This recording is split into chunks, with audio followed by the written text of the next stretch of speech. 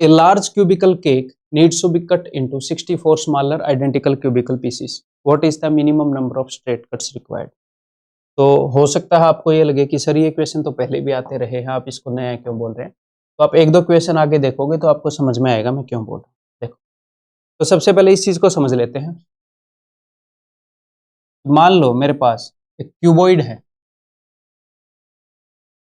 मेरे पास एक क्यूबॉइड है, ये लेंथ, ब्रेड्थ और हाइट ऐसे इसकी। तो अगर मैं इस क्यूबॉइड के ऊपर यहाँ पर एक कट लगा दूं, एक ही कट है ऐसे चाकू से, ठीक है, ओके जी, और यहाँ पर दो कट लगा दूं, ये एक कट हो गया, ये दूसरा कट हो गया। अगर आप 3D फिगर को समझ पा रहे, एक बार चाकू से ऐसे काट दिया, मान लो पनीर का टुकड़ा है, एक और कट लगा दिया ऐसे काट, और यहाँ पर मैं 3 कट लगा दिया,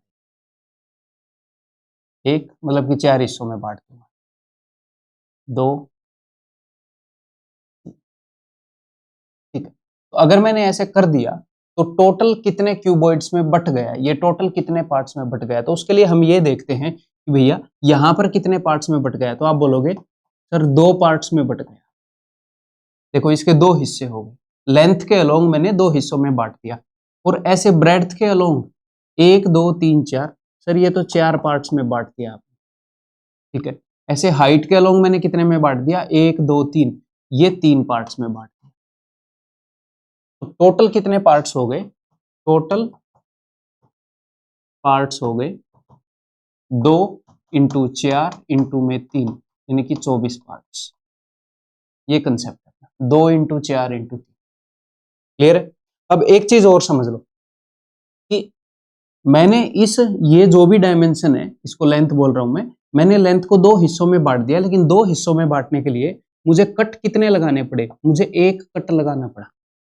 चाकू से एक कट मारा, मान लो मेरे पास एक डंडी है, ऐसे स्टिक है, मैं एक बार कैंची से काटूंगा, एक कट से ही 2 टुकड़े हो जाते हैं। अगर मैंने एक और कट मार दिया तो फिर 3 टुकड़े हो जाएंगे। तो आप जितने भी कट मारोगे टुकड़ा उससे एक ज्यादा होगा। बेसिक अंडरस्टैंडिंग, कोई बहुत साइंटिफिक चीज नहीं बता दी है मैंने। तो यहाँ पर अगर 4 हिस्सों में बट गई है ये साइड, 1 2 3 4, तो कट तो मैंने 3 ही लगाए हैं, तो 3 कट लगाए हैं। ऐसे ही अगर मैंने 3 हिस्सों में इस डायमेंशन को बांट दिया है तो कट मैंने 2 ही लगाए हैं, 2 कट लगाए। तो नंबर ऑफ पार्ट्स जिसमें ये क्यूबॉइड बट गया वो तो है 24, लेकिन मैंने नंबर ऑफ कट्स कितने लगाए हैं इतने पार्ट में बांटने के लिए? नंबर ऑफ कट्स हो गए 1, प्लस में गुणा मत कर देना इनको, एक कट यहाँ लगाया, 3 यहाँ और 2 वहां, प्लस 6 कट्स लगाए हैं। क्लियर है भाई? ओके जी, कोई दिक्कत नहीं है। अब आगे बढ़ते हैं। तो यहाँ पर उसने बोला है a cubical cake needs to cut into 64 smaller identical cubic pieces. तो यानी कि 64 पार्ट्स में बांटना है, ठीक है। तो उसने क्या बोला है, 64 smaller identical cubical pieces, cubes में बांटना है। ये वर्ड भी जरूरी है। सर ये वर्ड क्यों जरूरी है? क्योंकि मान लो आपके सामने एक क्यूब है और आपने इसे 64 पार्ट्स में बांटना है, तो आप ऐसे भी कर सकते हो कि भाई आपने चाकू से एक कट लगाया, एक और कट लगाया, ये एक ही कट है, ऐसे पनीर के टुकड़े को ऐसे थ्रू ऐसे बीच में से मैंने काट दिया, ऐसे 3 कट लगाया, ऐसे चौथा कट लगाया, ऐसे 5वां कट लगाया, आपने यहीं पर 63 कट्स लगा दिए, आपने यहीं पर 63 कट्स लगा दिए, तो 64 हिस्सों में बट गया। लेकिन क्या ये क्यूब बने? नहीं, ये क्यूब नहीं बने, ये तो क्यूबॉइड बन गए। लेकिन वो क्या बोल रहा है? वो बोल रहा है क्यूब में काटना है। तो क्यूब में काटना है तो क्या करना पड़ेगा? अगर एक क्यूब को क्यूब की फॉर्मेट में छोटे छोटे क्यूब्स में काटना है तो लेंथ, ब्रेड्थ और हाइट पर इक्वल नंबर ऑफ कट्स लगाने, ठीक है। 64 क्यूब्स में काटना है तो लेंथ, ब्रेड्थ और हाइट पर इक्वल पार्ट्स में बांटना पड़ेगा। क्लियर है?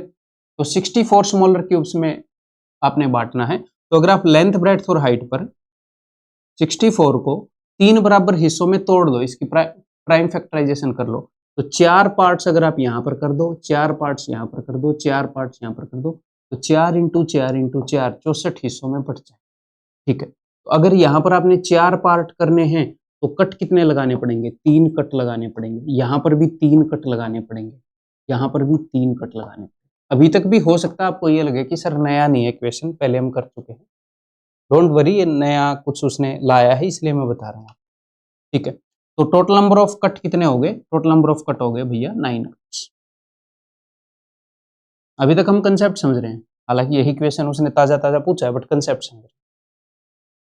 यहां पर अब आपको नजर आएगा, अच्छा ये भी रहने दो, इसके अगला देखते हैं एक बार। यहां पर अब आपको नजर आए, what is the minimum number of cuts required to divide a cuboid into 12 equal cuboids. तो अब की बार हमने क्या करना है, हमने क्यूबॉइड को 12 इक्वल क्यूबॉइड्स में बांटना है। ठीक है भैया, क्यूबॉइड को क्यूबॉइड में बांटना है, तो ये टेंशन तो लेनी नहीं, क्यूब बने ना बने, बराबर लेंथ ब्रेड्थ हाइट हो ना हो, वो टेंशन नहीं लेनी, लेकिन 12 हिस्सों में बांटना है। तो अगर 12 हिस्सों में बांटना है मेरे भाई, तो इसकी लेंथ के अलोंग कुछ हिस्से होंगे, कुछ पार्ट करोगे, यहां पर कुछ पार्ट करोगे, यहां पर कुछ पार्ट करोगे, यानी कि 3 नंबर का प्रोडक्ट 12 आना चाहिए।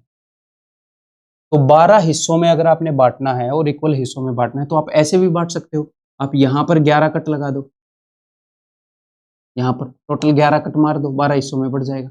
लेकिन उसने क्या बोला है, उसने बोला है minimum number of cuts, minimum number of cuts 11 से भी कम कट करके उसको 12 हिस्सों में बांटा जा सकता है, 12 इक्वल क्यूबॉइड्स में। कैसे? अब यहां पर कंसेप्ट आता है मैक्सिमा मिनिमा। अलजेब्रा के अंदर मैक्सिमा मिनिमा के अंदर हमने एक चीज सीखी कि अगर 3 नंबर्स का कुछ प्रोडक्ट है और हमें उन्हीं 3 नंबर के सम की मिनिमम वैल्यू चाहिए, तो हमें क्या करना पड़ेगा, हमें सारे वेरिएबल्स को इक्वल पुट करना पड़ेगा, हमें सारे वेरिएबल्स को इक्वल पुट करना पड़ेगा, ये कंसेप्ट है। तो यहां पर भी हमें वही काम करना पड़ेगा। अगर हमें मिनिमम नंबर ऑफ कट चाहिए, क्योंकि कट कहां से आते हैं, कट आते हैं जितने पार्ट में आपने बांटा है वहां से। एक बार ये पूरा हो जाएगा तो आप समझते जाओगे कंसेप्ट को, अगर अभी नहीं समझ रहे हो तो हमें 12 को 3 इक्वल पार्ट्स में बांटना पड़ेगा। अगर हम इक्वल पार्ट में ना बांट पाए, तो हमें एज क्लोज एज पॉसिबल बांटना पड़ेगा, या तो इक्वल या फिर एज क्लोज एज पॉसिबल।